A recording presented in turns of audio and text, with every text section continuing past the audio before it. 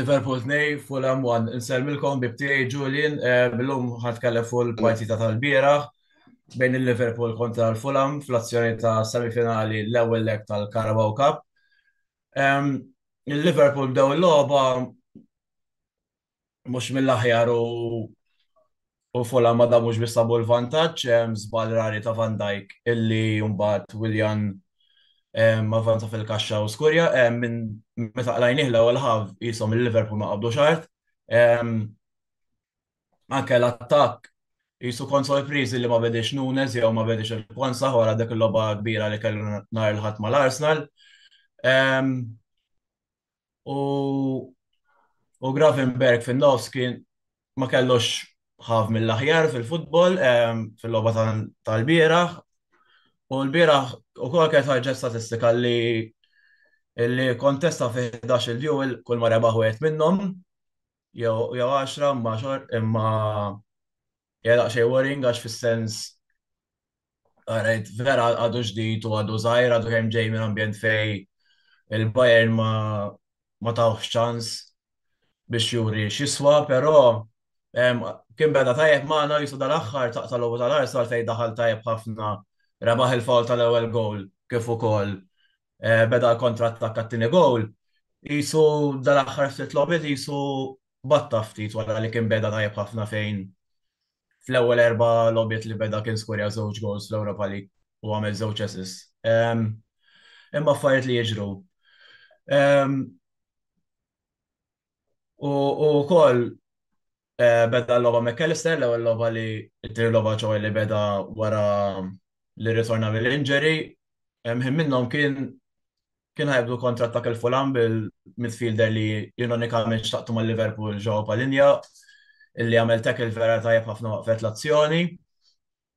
U jisu rrid inżid ukoll wara jisu l-ewwel gowl iskorjaw fl-ewwel ħaf il-Liverpool jisom ma qabdux art, żballi bla doċ. U lej l-aħħar jisu tal-ewwel ħaf kien hemm ċans tajjeb ta' Gomez illi dak l-imbierek gowl għadu ma wasalx. U morna għal half time b'wieħed minn taħt. Kienet ċara li l-Liverpool kellhom bżonn bidla fin-nofs kif ukoll fuq quddiem. Elliot jisu mar-right wing ma tantx kienet ikollu logħba mill-aħjar u anke kif ukoll naħseb mal min ma jafx dak il-plejer li kien ħareġ mill-Akademja tal-Fulham u kien tal-qom ta' 16 sena, ovvjament jekk inti jiġu għalik il-klabb iżommi u jiġu għalik kunu jriduk, ovvjament vera diffiċli biex tgħidulhom le. Mbagħad it-tieni ħabisu mal-ewwel rajna l-Liverpool bdew jattakkaw iktar eżin deru aħjar bil-ballun u kollox. Mbagħad kien biddel deġa jqla Grafenberg li kon nifhimha u kienet sabi tagħmel sens għax jisu ma daħalx fil-logħba u daħal lil Nunes safaw fl-attakk u Nunes għala volja maħna zvinturat li ma tantx qed jiskurja ċertu minnu down to him u ċertu minnhom ġas il-keepers siru għallat tal-Iberia kontrina xorta jagħmel id-differenza fl-attak għax iżomm l-attak up and running gwek pa' speċi li ikollok bżonnu xi ħarbat id-diviża tal-oppożizzjoni. Kif ukoll daħal Gakpo għax Klopp induna li pa' speċi jisma' l-attak jisu hemm xi ħaġa nieqsa fin-nofs ukoll tafal l-Gakpo center forward u jew fin-nofs u l-Nunes mal-linja u mal-ewwel rajna l-impatt wara Sijalop u temp dawarna l-iskor. L-ewwel l-ewwel goal assist lil Curtis Jones illi dal-plejer dal-ħarf snin jisi minn dejn konċett ukoll limitat, mhux għax plejer mhux kapaċi jew hekk għax għandu t-talent u l-potenzjal tad-dinja kollha, imma waħda mill-kritiki tiegħi ta' dal-plejer li pa' speċi ħafna drabi sunar ħizom mill-ballon saqajh wis pala ball retention u hekk ma tantxaw aħjar l-insan naħseb fuqhom palissa, pero xi kultant biex jisu jew jagħti x-xot jew jikkreja ċans jisu jżommu żejt fuq saħib fuq saqajh il-ballun u jiġi jisu ikon opportunità ma nieħduhiex. Imma dal-aħħar ftit xhur minn April li għadda jisu meta beda jidħol iktar regolari fl-starting 11 u jilab iktar minuti jisu qed jiżviluppa f'plejer ħafna ħjar u qed juri għal xi speċi klopp ta' dak iċ-ċanses kollha. U nieħu pjaċir ukoll pa' speċi apparti li jalaq li ħalqi u kollox ħaġa sabiħa tara plejer mill-akademja illi ikun suċċess magħna u jalla jibqa' sejjer hekk. Dak il-gol kien inspira l-Liverpool biex ġew minn wieħed xejn minn taħt li dawru reġgħu. Għandna kwestjoni dis-sena li ħafna mill-logħb inkunu wieħed minn taħt u nispiċċaw ndawruha.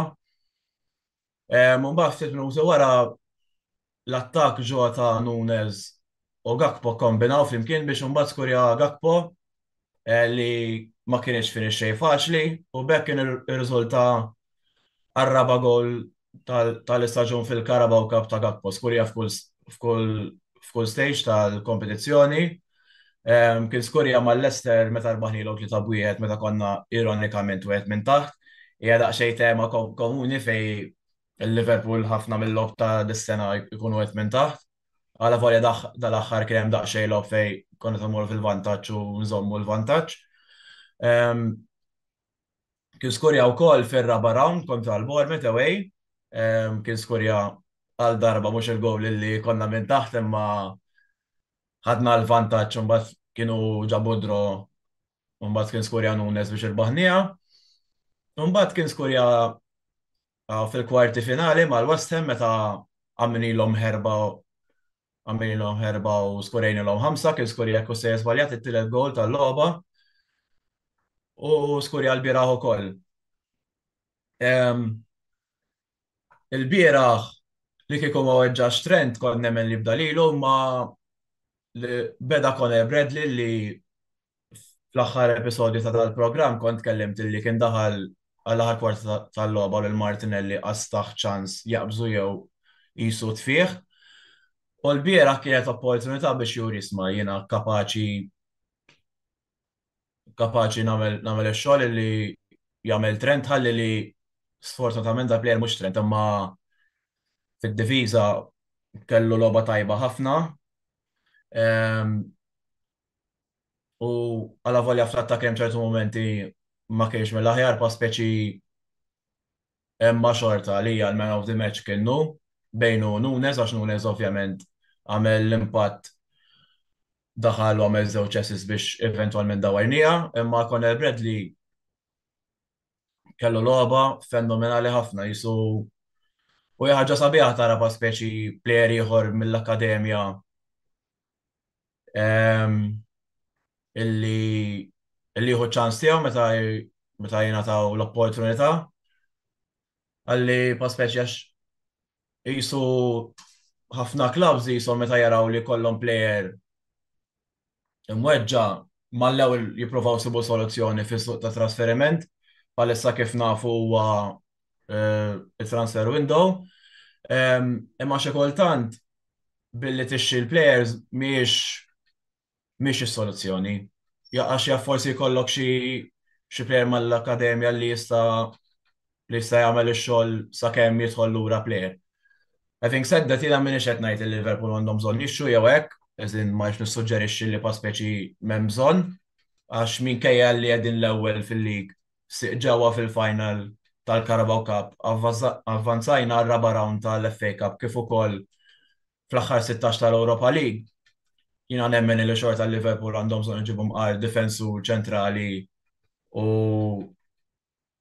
u plejer fin-nofs għax palissa għandna daqsxejn neqsin, għandna Soboslaj għalla volja li ħaritorna lura fil-parti tal-imis kontra l-Bormit, għandna l-Lendon jiqes għal daċxar kollu. Għandna l-Tiago Bajċetic kull xar dem jgħidulna diħel ix-xar li ġej. Suppost issa il-biraħt lura l-assistent għal illi ħajtlu fi frar, so tiħdu iġbi kbira li ġi frar jgħidu ħajtlu marzu, nibqaw sejrinek. Għanna il-McAllister għadu kem jidħol, ġifiri xorta nemmen li jemżon li nġibu midfielder u jemżon ġibu difensur ċentrali għax palessa Gomez għed nutilizzaw pala left back u ekk ħalina Van Dijk, Konate u Kwanzah. Illi Kwanzah vera pa speċi kull logħba li lab dis-sena vera oġobni ħafna pala plejer, vera nemmen li għandu futur kbir, imma fl-istess ħin ma nixtieqx li nilabu iżejjed biex pa speċi mbagħad jinnaf jew jinqalalu xi ħaġa jew dak il-lob kollha forsi ma jkollux il-karriera twila ħafna.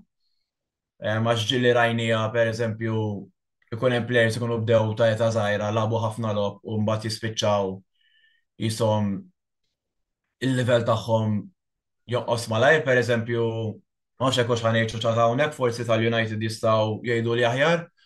Per eżempju, Rooney wet mill-aħjar players qatla fil-Premier League, beda pa speċi at the top level minn meta kellu 16 sena, ma jisu lejn l-aħħar jisu wara li għalaq 28, 29 pa speċi il-level beda joqos daqqa, fi żmien fej kienu wara Ferguson, ġifiri ma nkunx irid dak li stat pa speċi konna plejer prominenti ħafna illi jibda minna ta' zaħira intu iżżejjed pressure, jiena nemmen illi biex kollu karriera twila għandna bżonn nieħdu siebu plejer pa speċi ma jitfawx ħafna pis fuqu. Ma jfissirx li pa speċi ma narawx jilab ħafna, għax jiena nara plejer mill-akademja ikun jridu jilab regolari ma mhux iżejjed. Imma kull logħba li lab Kwanzah de qed jilab ċertu maturità u nieħu pjaċir pa speċi nara jirnexxi. Din l-istess għal-plejers l-oħra li huma mill-akademja, per eżempju Conor Bradley, Curtis Jones, nagħmel enfasi fuq Jones għax pa speċi jiena kont wieħed minn dawk illi lajtlu ħafna, forsi lajtlu żejjed, u sħabi jafuni wkoll illi dal-plejer nikkritika ħafna, però pa speċi meta naraħ jiskurja u jkollu l-logħba tajba ħafna, nieħu pjaċir ħafna, għax pa speċi jalaq li ħalqi hekk. Insomma, nitkellem fuq plejers oħra full-logħba tal-bieraħ. Ġota la volja ma skorjax jew ġab xi assist, kien involut ħafna fl-attak qabel tista' tgħid qabel daħlu Nunes u Gakpo nemmen li hu kien l-aħjar attakk għax jisu jipprova jagħmel l-affarijiet għaddejjin u kollox.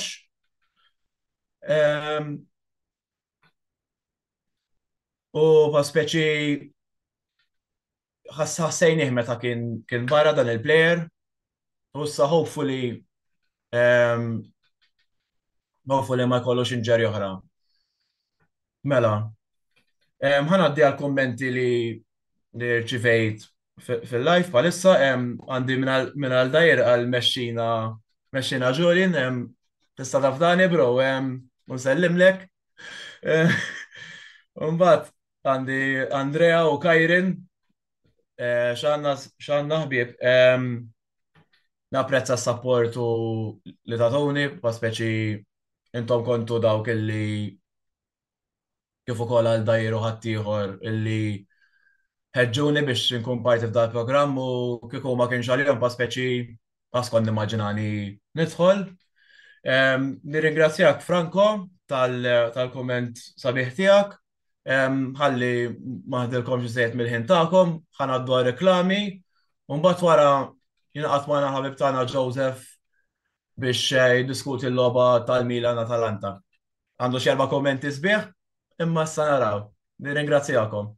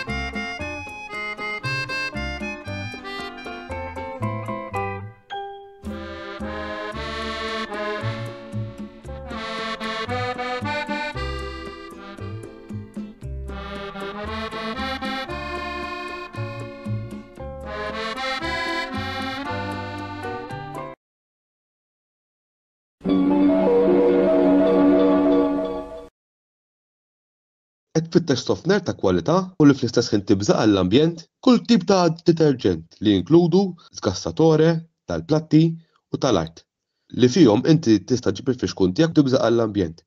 Xarem oriġinali. Hemm 7 tipi ta' rwejjaħ differenti magħmulin minn ingredjenti naturali. Dan il-prodott ix-xarem oriġinali jinsab għal bejgħ mingħand il-ħwienet tal-Uso Sfuso ġewwa Rabat, Imġar, San Ġwan, Żurrieq u Għawdex mingħand il-House of Party li jinsab wara l-Arcadia. Għal aktar tarif ċempel 21 45 0910 jew fuq il-paġna ta' Facebook Uso Sfuso Malta.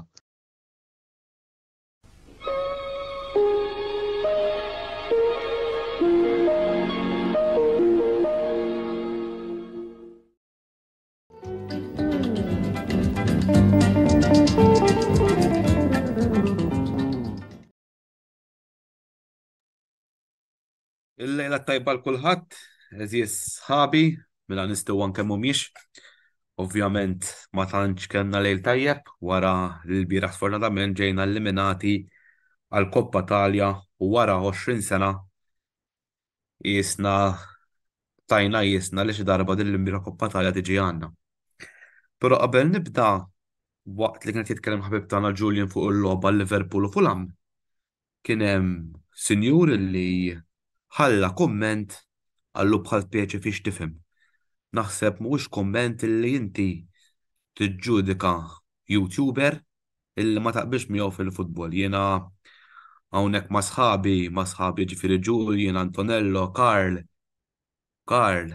xorta ma naqbilx magħhom f'xejn futbol, però kull taċċetta l-opinjoni ta' kulħadd, ma tistax inti taqbad u tinsulenta bniedem sempliċement għaliex għandu differenti opinjoni fil-futbol, però nispjera li kellu bżonn li ma jirġgħux li daw l-affarijiet. Mela, ħanaddu għal-bieraħ Milan-Atalanta, Milan 1 Atalanta 2.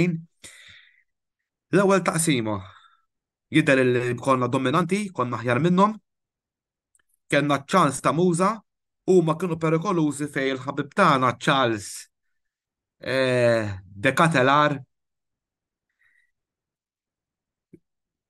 ta' daqqa ta' rasu kważi qeleb il-Mike Manjan u kien hemm dak il-konflitt bej Gabja Reinders u l-plejt l-Atalanta li naħseb seta' mar penalti wkoll ħalli ngħidu l-verità għax il-kuntatt kien hemm, ġifieri naħseb illi jekk taqassew naħseb jista' jkun li kellu jkun penalti favur l-Atalanta. Però sfortunatament ma natax għalkemm kien dubjuż. Wasal l-aħħar taqsima, cross tajjeb intieħu Hernandez lejgħu jixxuttja ballun fix-xibka. Wieħeb xejn minn fuq u għettejja. Fl-ewwel taqsima ħammur wieħeb xejn minn fuq. Però minn wara l-gowl f'daqqa waħda ġabulna droma l-ewwel. Naħseb jien onestament qatt ma rajta dil ħaġa fil-futbol għax nastennejt li mmorru wieħeb xejn minn fuq. Minn dak il-ħillem fit-tim taqsima n-nofs kien baħar. Letteralment baħar u kompla jaxaq kollox. Is-Sur Pioli x'kien in-nofs batut għala l-aqwa plejer li kien hemm fin-nofs li kellu għandisti Gianni Reinders ma naħsibx li kien jekk kellu jinqala xi ħadd b'rispett kollu kien muża għax naħseb dik kienet l-unika option u kellu jidħol Adli minn floku għalkemm nemmen li kellu jibda Adli. Umbagħad wasal naħseb l-iktar moment fejn kif qed jgħidu ħafna nies il-VAR iktar qed titfa' l-futbol il qudiem milli lura.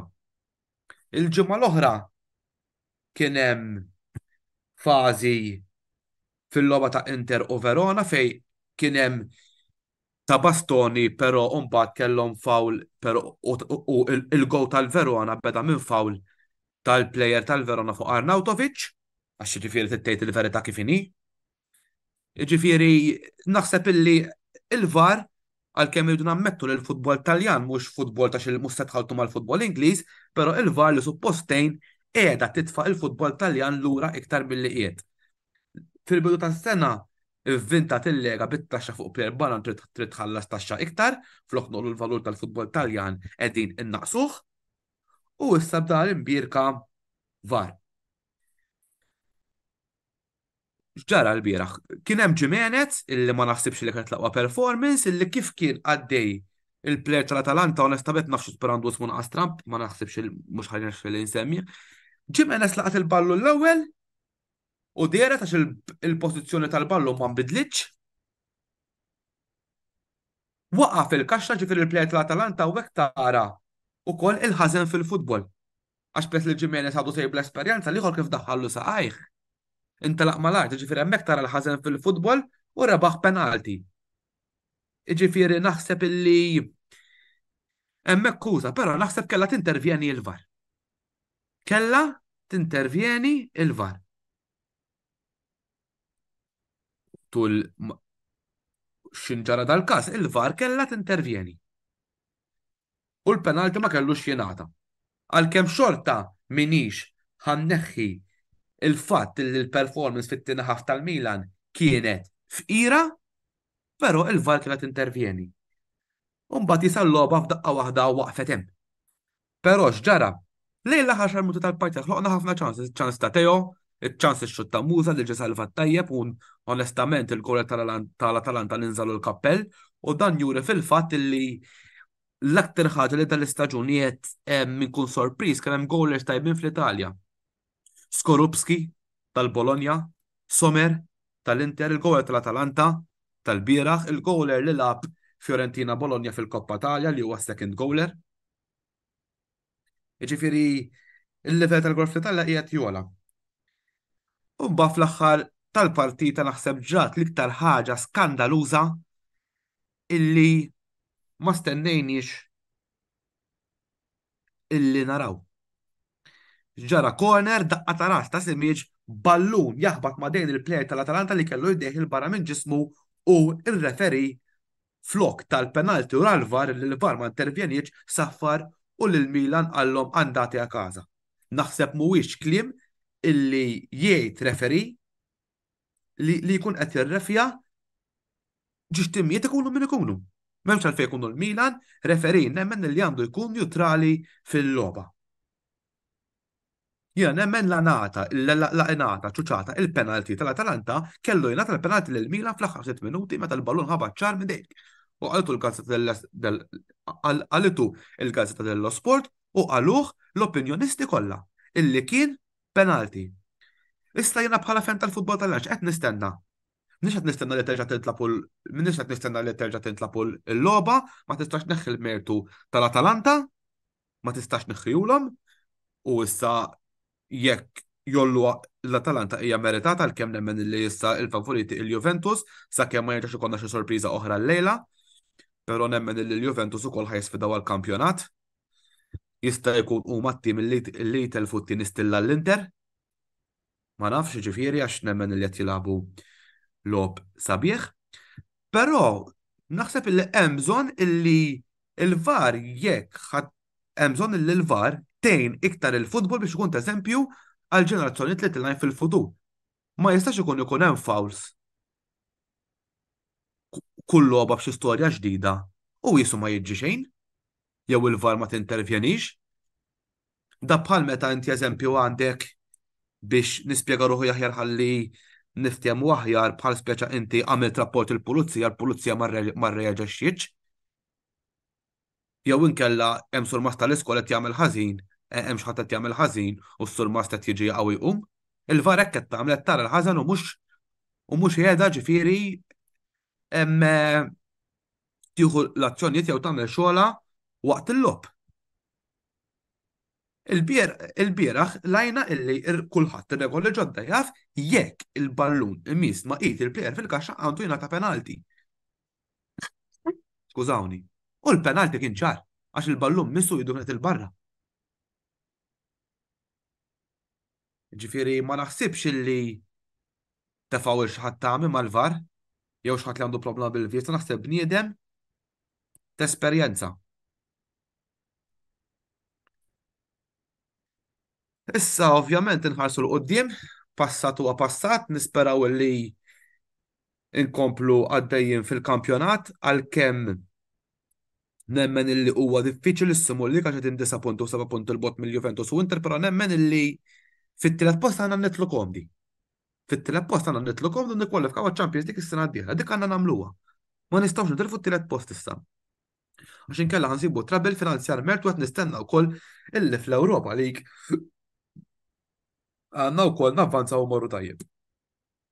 Dik qed nistennija ġifieri. Illi hemm navvanzaw naqa fl-Ewropa biex ukoll bħala budget ikonna naqa finanzjarment mhux ħażin. Jiena dak kien kollox minn naħa tiegħi, jiena nerġa' nkun magħkom nhar it-tnejn filgħaxija flimkien ma' sieħbi Karl Parnis għall-logħba Milan-Roma, għall-analiżi Milan-Roma, u jidher li għandna xi kummenti wkoll. Ma taħseb li Karne Sekki u materjal ta' nazzjonal? Naħseb illi qed jagħmel qabża mill-logħba l-oħra u nemmen illi postu għad jerpu fin-nazzjonal, però ovvjament m'intix ħadħaltu mal-livell bħal huma Barella, Di Marco, Romagnoli.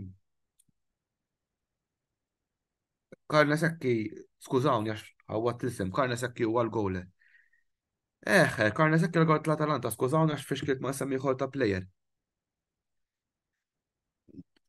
Peress li huwa gowler naħseb għandu jkun second goal, però ma naħsibx li huwa l-level ta' Donnarumma, però ovvjament ħadd ma twileb bil-ballun fidu nemmen li jekk jibqa' jaħdem kif inhu, nemmen li l-qudiem postu għandu jkun nazzjonal, però hemm ukoll gowlers oħrajn illi jista' jkun li jkollhom post man-nazzjonal. Kif diġà qed l-Italja tkun hemm gowlers li qed jagħtu prestazzjonijiet tajbin. Għandna xi kummenti ta' Kuraġġ Joseph Magri jiġi Forza Milan, ekku Mattias Kamiller naqbel 100%. U ovvjament mhux għal dal-kumment li wieħed mill-kummenti li joġobni ta' Mattias Kamiller, kuraġġ Joseph Magri jiġi Forza Milan. Sempre. Jiena nemmen illi din għandha tkun tiġi mis-supporters kollha mhux tal-Milan biss, ta' kull klabb.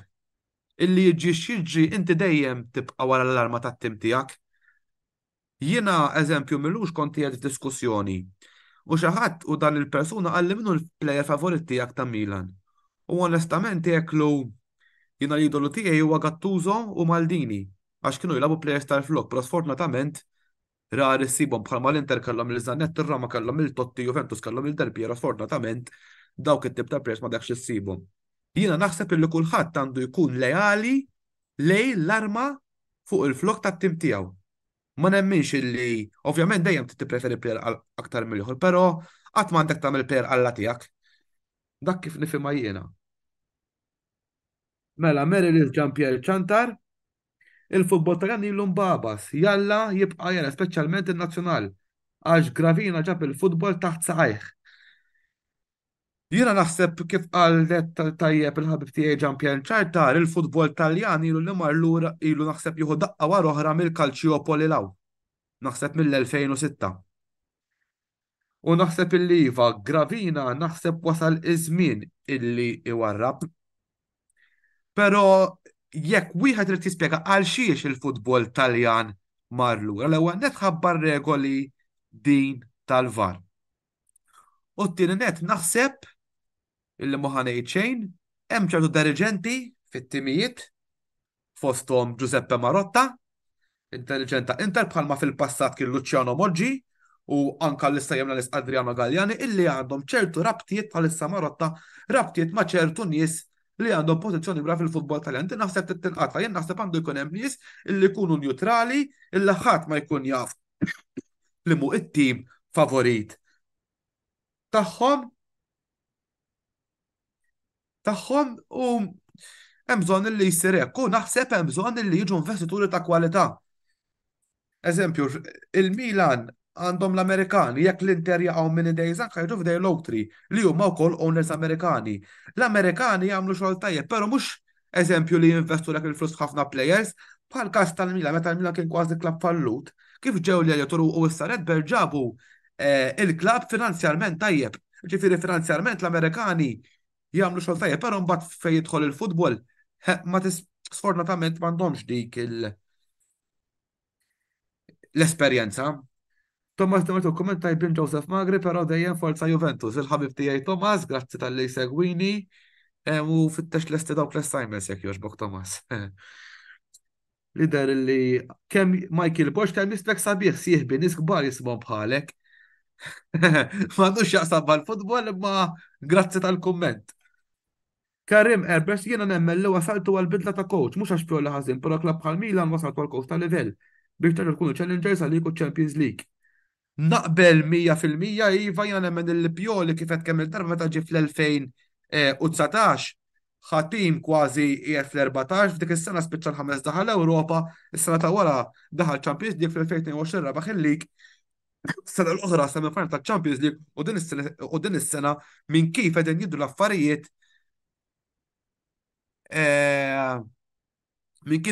l-affarijiet jidher illi ħajjidħol Champions League komdu, però sfortunatament semmek jasol huwa coach tal-Italja.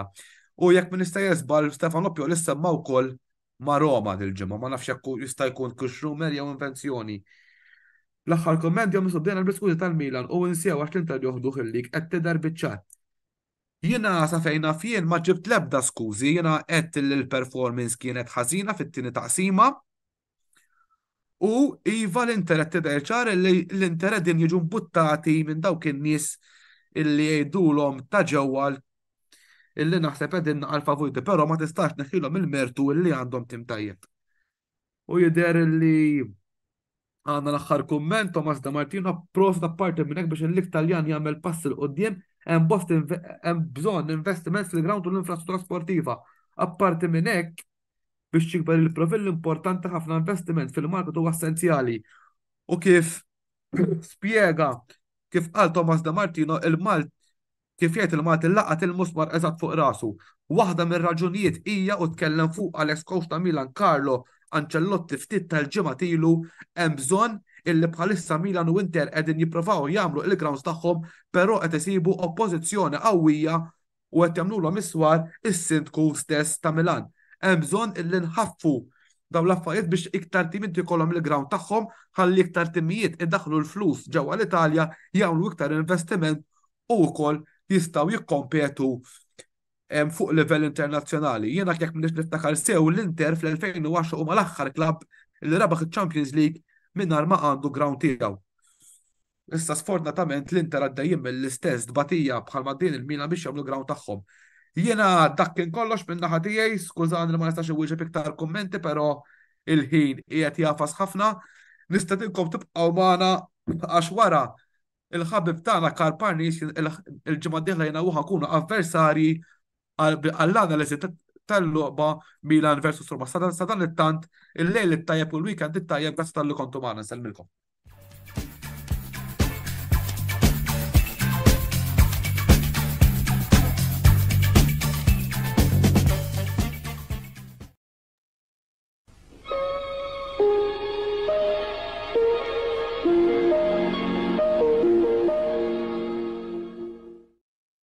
Wasal eluq żmien ommok, missierek, jew xi ħadd minn tal-familja, għandek xi okkażjoni jew xi attività mal-ħbieb u trid issib restorant tajjeb b'ikel ġenwin u prezzijiet qalbut ta' kulħadd? Post wieħed għandek issib El-Katalan tax-Xajra fejn issib għażla vasta ta' pizza, pasta, grills u aġin f'atmosfera b'element familjari.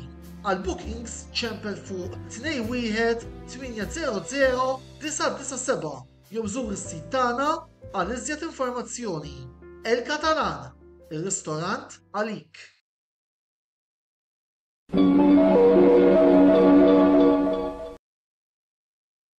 Game Breaker ser jibda l-2024 bil-kbir.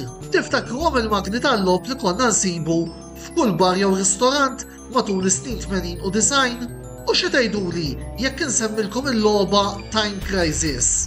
Ekku ħbib tagħna, Game Breaker ser jibda s-sena l-ġdida billi jħodna lura fi żmien u jdaħħalna fl-avventuri tal-aġent internazzjonali Richard Miller permezz tal-magna tal-lob li għandu disponibbli fil-ħanut ta' Birkirkara fejn il-klijenti tagħna jistgħu jilagħbu din il-logħba xejn. Mela allura x'qed tistennew ħbib tagħna?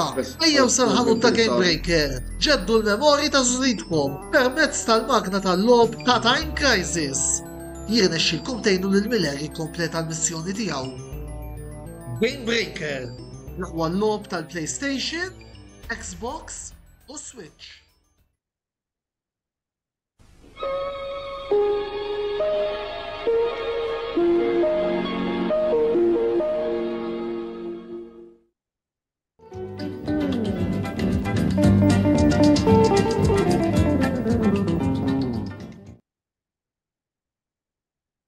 Mela, qabel nibda l-intervent tiegħi fuq il-prestazzjoni medjokri tar-Roma. Jiena naħseb issa darawni anka s-segwaċ li jsegwu dawn il-YouTube comments tagħna u dawn il-kummentari daqqa nkunu live u daqqa nkunu rekordjati skont l-esiġenza tas-servizz ma nistax ma nibdiex li jien dejjem nemmen u nisħaq fuq ċerti punti, speċjalment fuq l-umanità li hemm fil-futbol. Illum id-diqa tiegħi u s-solidarjetà tiegħi sejra ma' Sven-Goran Eriksson li kien coach tar-Roma kif ukoll kien coach tal-Lazio. Sfortunatament hawnhekk aħna mislufin, il-Mart ma jaraf wiċċ ħadd u kif kellna t-telfa ta' Franz Beckenbauer għaw ftit iktar taw xi ilu ukoll skużawni għax meta nibda nara daw l-affarijiet. Dinja meta tibda tikber u tibda tikber u fl-infanzja tiegħek speċjalment ikollok nostalġija ta' ċerti memorji inħossni emozjonat. Skużawni dan huwa waħed mill-lat umani tiegħi li għamilni kburi li jien min jien. U meta tara li coach bħal Eriksson, ġifieri li isna aħna bħali għandi diħla 46 sena, imma li tara mbagħad bniedem li isek trabbejt miegħu, għalkemm ma tkunx trabbejt miegħu fiżikament imma dejjem tarahem, ma tistax ma turix solidarjetà u dieqa għal dal-bniedem kbir, ġifieri serva diversi karigi fosthom coach ta' Roma, kien ukoll mal-Lazio, kien ukoll għat-tim nazzjonali Ingliż, ma tistax ma turix solidarjetà. It-tieni punt li nixtieq nagħmel lejla. Jien nemmen ħafna fil-kritika kostruttiva. Jekk inti il-kritika kostruttiva, hemm differenza bejn kritika kostruttiva u kritika ta' ħdura u ta' għejra. Jien nemmen ħafna fil-kritika pożittiva u kostruttiva minħabba l-fatt li bija titgħallem. Fid-dinja qatt m'għandek tkun super fejn m'għandek tieħu ċerti suġġerimenti wara dawn tal-bilu. Hemmhekk juri l-maturità tal-bniedem biss. Nixtieq nuri solidarjetà mal-kollega YouTuber tagħna Julian tal-Liverpool wara xi kummenti li għaddew fuqu li ma jifhimx u ħafna paroli fin dan. Għal dawk in-nies li jaħsbu li Julian ma jifhimx minħabba għax għandu eta tenera dan jiddispjaċini. Aħna u hekk kieku tafu xi grupp aħna nitzikaw lil xulxin bejnietna għandna ċett laqqas tijaf. Qed ngħidilkom. Kultant mhux se nibda ngħidha, ikolli nimjutihom għax ngħidhom m'għandhomx jagħmlu. Iċ-ċett tagħna botta u risposta nkunu. Biss bħala YouTuber naħseb il-YouTuber anzjan li għaw ġew jiena sewwa jiddispjaċini u bweġa ngħidha tinkwitawx min ma jogħġbux ma jsegwix. M'għadux tiddejqu anke taraw wiċċi. No problem. Biss nixtieq nuri solidarjetà ma' dan it-tifel għax Julian huwa wieħed miż-żgħar tagħna li mill-esperjenza li għandu u fl-opinjoni tiegħi he's doing a good job. U dan mhux biss ngħidu jiena manka l-YouTubers il-kollegi tiegħi li ċerti kliem tiddejqux tarawniex. Imma mhux tiġu mbagħad tinsulentaw lil Julian sempliċiment għax da ma jaqbilx mat-tim tiegħek jew għandu opinjoni differenti. Meta ħanikbru? U di d-domanda tiegħi, meta ħanikbru? Pereżempju, mbuċċi bla tlaqliq. Ħsibt li nuri xi simpatija lejn l-Inter jew lejn Juventus? Le. Imma dis-sena nħoss li kemm Inter li fl-opinjoni tiegħi f'Mejju l-Antonello d-direttur mhux se nsibuha u ma ħansibuh Milan jiċċelebra. U kemm Juventus dis-sena għandhom staġuni tajbin ħafna ħjar minn ta' Roma. U din nara l-maturità jiena. Mela Julian għadu tifel jiġi xi ħadd għax da sempliċiment ma qabilx mal-opinjoni tiegħu jew tiegħu ma tiġimx. Aħna bir-rispett kollu aħna hekk. First of all maħniex professionals. Aħna grupp ta' dilettanti, għandna common denominator li huwa l-futbol, konna nħobbuh, kollha nitkellmu kulħadd bil-esperjenza tiegħu, aħna tekniċi. Aħna segwaċi, il-ballun jaqadna, mhux jifridna, u xtaqt li nagħmlu dan il-punt għax onestament. Imweġġa. Inweġġa mhux li tistgħu tattakkawni l-lum ta' 46 sena jidħol minn waħda joħroġ minn l-oħra ma mhux ġust fuq bniedem bħal huwa Julian. Issa ta' Julian ma jiddefendix il-kuluri ta' Roma, jiddefendi l-kuluri tal-Liverpool. Li bniedem bħal dak ikun hawn min jipprova joħonqu. Serħu raskom, imma minn għandna l-YouTubers appoġġ ħajsib. Jiġifieri u jekk hawn xi ħadd jixtieq jew għandu il-ħaġa ta' dwejja ġo fih li ħipprova jfixkel, jarralkom għax aħna tim wieħed u sod. Bejnietna naqbdu ma' xulxin kemm trid. Niċċajtaw kemm tridu. Imma serħu raskom li aħna ħatina u għalhekk illum ħadd dal-mumenti mill-interventi tiegħi fuq il-logħba tal-bieraħ biex iwassal dal-messaġġ. Min minna li ħirid ifarrak ħajjarralu, anzi, esperjenzi bħal daw joħolġu iktar laqda ta' bejnietna u serħu raskom li dan għadu biss il-bidu. Il-numru qed juru waħedhom u serħu raskom ħankomplu. U mhux telli ħankomplu ma ħanżidu. Nirringrazzjak. Mela, skużawni użajt il-rokna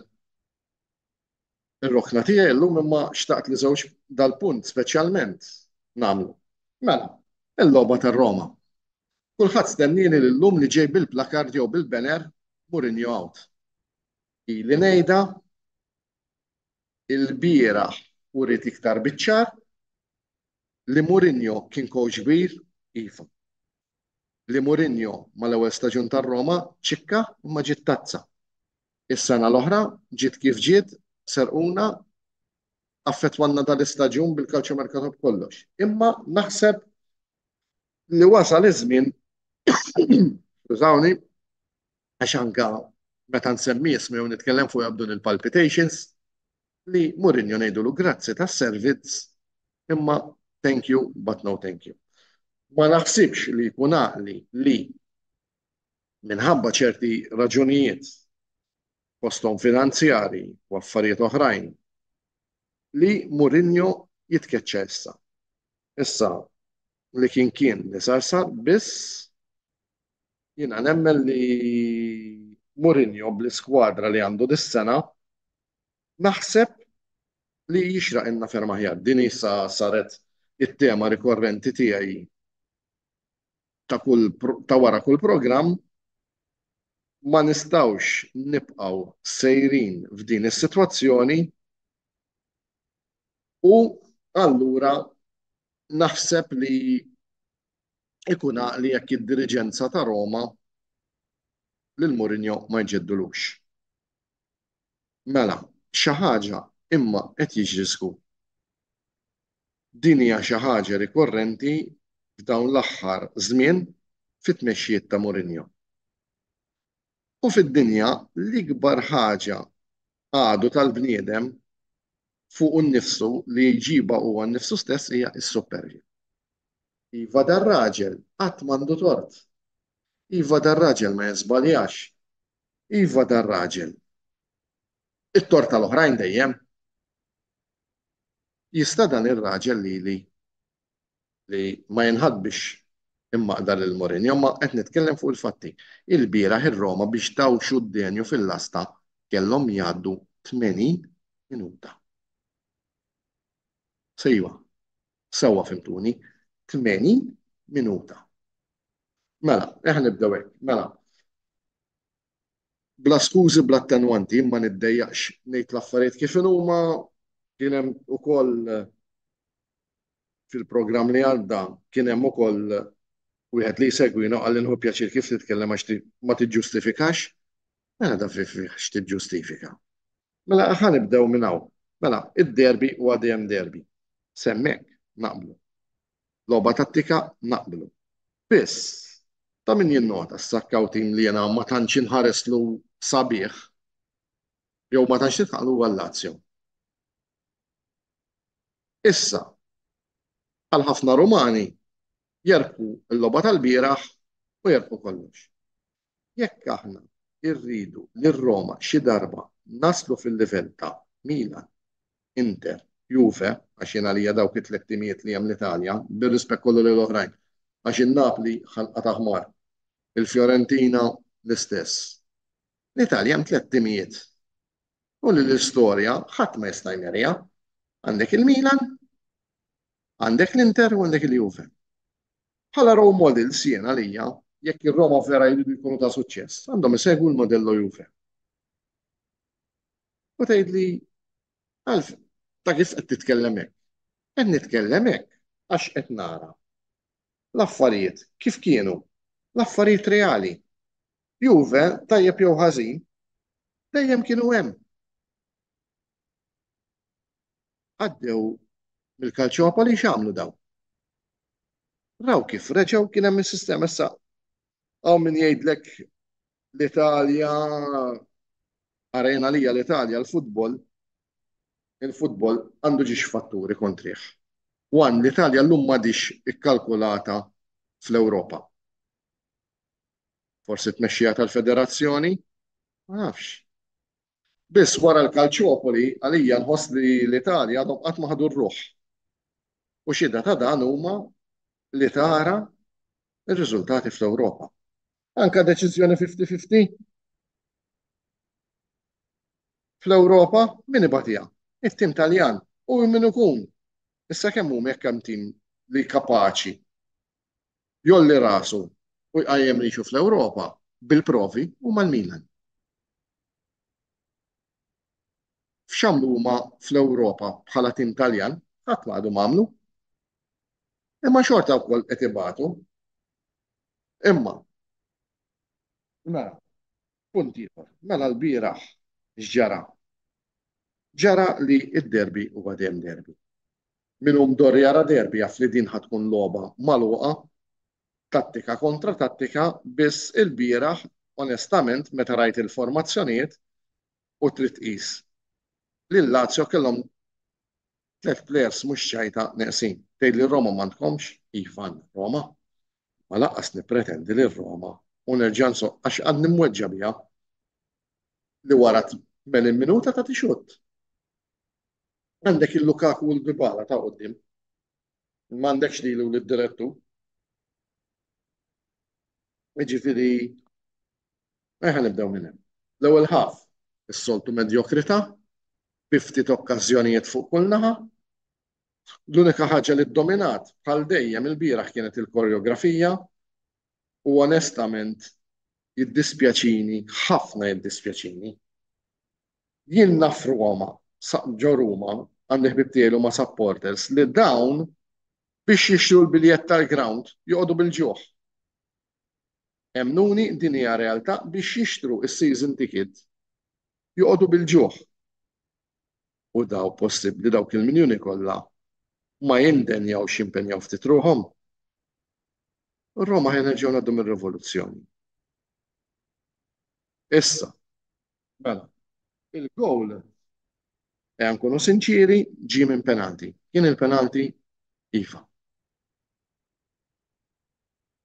Il-bvar, il-bira, ħadem sew. U mhux se noqgħod ngħid għax marru ma nqosna l-var, mhux se noqgħod ngħid.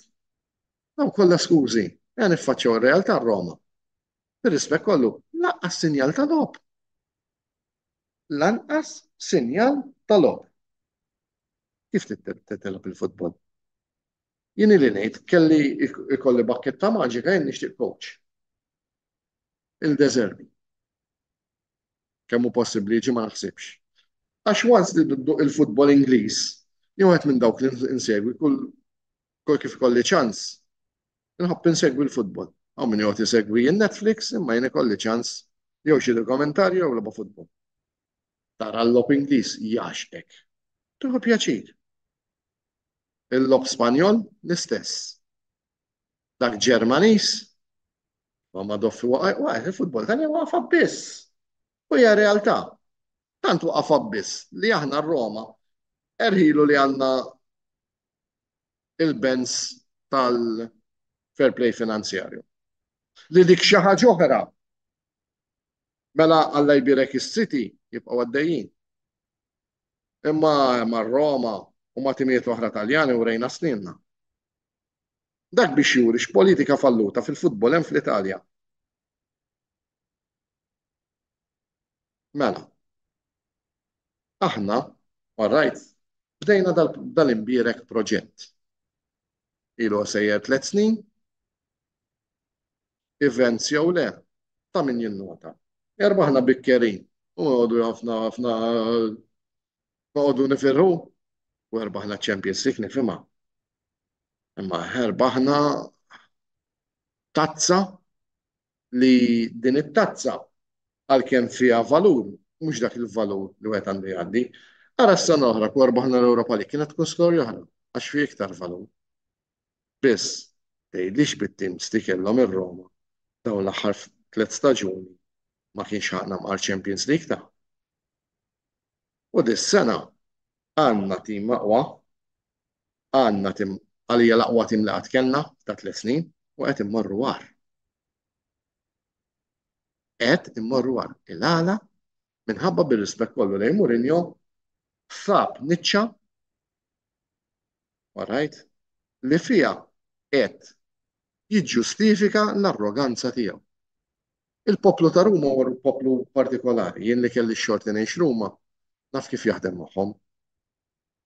U ma rridx ninstema tal-arroganti jew tal-kiesa għax m'iniex dak it-tip ta' bniedem. Imma huma dejjem b'dik is-sistema, sistema psikosomatika, all right, defense mechanism li għax mar-Romani jagħmlu l-arja. X'għamel Mourinho ta' ġurdejn xieħ?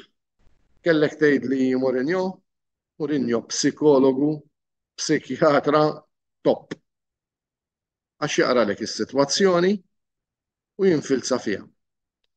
Jaf ir-Rum hemm dik il-mentalità li qishom huma l-ħrif ta' Kristu. Jaf li dejjem jeqirdu kif qed jara x-xemenza li qed jagħmel għax bir-rispett kollu ta' għax din il-bira ħana mal-Lazio tlifna u xejn erħilu fuq event, fuq penalti li kien kellhom ċerti plejers ta' kalibru neqsin kif għandna wkoll, ma fuq kollox għalhekk hemm skwadra. X'għamel imma? Qabad issa jigranfa ma' dis-sitwazzjoni biex jiġġustifika għajnu. Issa żejjed, bil-rispett kollu żejjed. Ġifieri da t-tort tal-VAR, it-tort tar-referi lir-Roma biex tawxu d-denju fil-logħba kellhom jgħaddu 80 minuta. Xi ħaġa ħażina. Hemm. Mhumiex plejers daqshekk skarsi li daw qisna xi tim mis-serjeċi jew mid-dilettanti biex dawn irridu jgħaddu 80 minuta biex jagħtu xutt. Rajt ukoll fliema qabbis qiegħed it-tim tar-Roma li dawn fil-ġerarkiji kellhom jisselfu id-difensur numru 8 fil-lista ta' Juventus. U għalina għajr il-biraħ għamil penalti. Ħaġa li rajna anke plejers kbar jagħmluha u plejers b'esperjenza. Diġà kien hemm il-bieraħ ċawluna x'trid tkun ċawlun ta' biex tiġġudika plejer ta' 18-il sena li mhux tajjeb dak id-difensur. Kellu bżonn jiġi xi ċans naħseb jixtroh xi Roma. Jiġu jgħidu għax ara x'ħadna hekk. Żball, għamel żball. Hija naturali. Imma mhux sa dimensjona plejer bħal dak li perswas ħajkollu futur.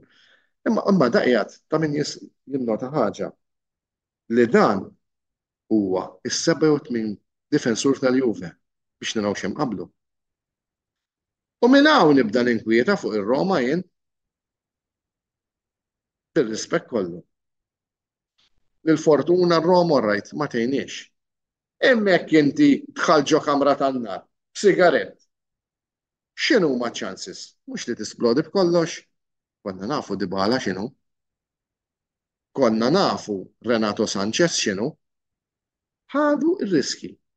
Biss ħafna nies qed jippuntaw subahom lejn Thiago Pinto li fl-opinjoni tiegħi huwa l-ħaruf tas-sagrifiċċju f'din is-sitwazzjoni. Biss għax mhuwiex super bħal Mourinho assuma responsabiltajiet u tela. Onestament, bejn Mourinho u Thiago Pinto jien konni preferit laq Mourinho u mhux Thiago Pinto. Għax biex tara x'kapolavur għamel dan id-DS, għax kapolavur inti jagħmel da bil-plejers li ġab, mhumiex irendu? Jekk mhux irendu bir-rispett kollu t-tort tal-kowx mhux it-tort tiegħu. Li bniedem ta' riskju da laf qed inkellimkom hawn jew laf tkun qiegħed taqsam itri u tarek karozza. Imma dan il-bniedem wara traċedja li sab wara DSS bħal Monchi da qabad lista teżuberi. Plejers mhux tal-li jiswew tal-li titħallas biex ittihom li dan daħħal xi ħaġa tal-flus biex bihom ma minn calcio mercato. Tas-sawt għandna sejn bużobba billi kellu d-dobba. X'jiġifieri? Ġifieri da mhux tal-li għamel tal-li sewwa żbaljata tiegħu u daħat mu qed jinnotah. U hija vera ġustizzja u ħasra li Thiago Pinto spiċċa hu il-ħaruf tas-sagrifiċċju. Meta għalija l-artefiċi primarju ta' dan il-falliment huwa bir-rispett kollu is-supervja ta' Mourinho. Li dan sewwa dan qatt u qatt m'hemm tisbal. Iwa ħanina dinja. Biss Ruma hija ċittà partikolari, hemm umore li Mourinho bil-kapaċità psikoloġika tiegħu qed jisfrutta biex jagħti xturu u m'hemmx tagħmel. Il-bieraħ lanqas temnuni, il-bieraħ skużawni għax tawwalt ħafna, kemm nagħlaq bdiema. Il-bieraħ waqt il-logħba, onestament, kien hemm il-mara u ratni bla emozzjonijiet. Issa jiena meta kont nara Roma Lazio, sewwa taf kif kont inkun imwaħħal, u l-mara qalt li x'ġara. Qedtilha kemm nixtieqhom jitilfu. U tantni ħarsa tgħidlek da x'ġara li ħabat rasu. Ejwa, il-bieraħ onestament l-ewwel darba li ħa pjaċir li r-Roma jien insegwi r-Roma kelli 8 snin. Il-bieraħ l-ewwel darba li ħa pjaċir li r-Roma tilfu d-derbi. Tant għandi f'daqqa waħda graġġ, vibe ħażin, ikraħ. Mela dak lob. U flok jgħidlek iva mea kulpa, x'jagħmel? Jara ma xi xħajaqbad u flok jgħid iva, it-tort tiegħi. Mea kulpa. Jara kif jibtrabbuxxi it-tort il-ħaddieħor. Jiena dik ħaġa li ma nistax għaliha fil-ħajja anka normali, jien iva, żbaljajt min ma jiżbaljax, min ma jagħmel xejn. Immek żbalja, skuża ruħek, għammet it-tort u mexxi. Imma dalla jbirek qatt ma jiżbalja. Forsi għalek special one. Ma nafx, onestament, il-bieraħ ħassejtni ħafna li tant rajt il-logħba hekk boqla fuq l-istonku. Mela di mhux oħra jew. Skużani sur direttura nafka ħlaqta li rasin ħabbalħin. Meta mmorru Milan, mela fihom il-pins. Is-siġġiet tal-ewej ta' Milan hija mal-Inter u mal-Milan x'inhi li xu. Tibqax tiċċajta bin-nista Ruma. Tara dik il-qalb, tara dik is-sold out. Waħda wara l-oħra, wara l-oħra, wara l-oħra, wara l-oħra. Insomma, ħanalaq u ħanalaq billi nirringrazzja lill-sponsors tagħna li huma Chemically Malta, El Catalan, Game Breaker, Spaces u The Barber Room. Nħallikom. U jekk Alla jrid ħan niltaqa' ma' sieħbi tal-Milan nhar it-tnejn għal trasmissjoni oħra diretta u live fejn ħan niddiskutu l-logħba Roma Milan. U ngħidilkom x'qed ngħidlu fiċ-ċett bejnietna titqu ma qed inħossni ħanara l-logħba bla bass. Għax issa jiena mbagħad dak it-tip ta' bniedem il-fasun tiegħi u ta' Mourinho nkiser u ma naħsibx terġa' jissawwa u jekk jissawwa jibqa' b'dak ix-xaqq. Minn hawn insellmilkom, grazzi speċjali lilkom li ta' kull ġimgħa unu ta' sosten u dal-programm ħan iddedikaħ għall-kollega tiegħi Julian u raġ Julian keep it up u ibqa' kif int u tagħtik għax-xejn. U qatt tinsa li l-mewġ jagħmlek kaptan mhux il-baħar kan. Slim u lejl tajjeb.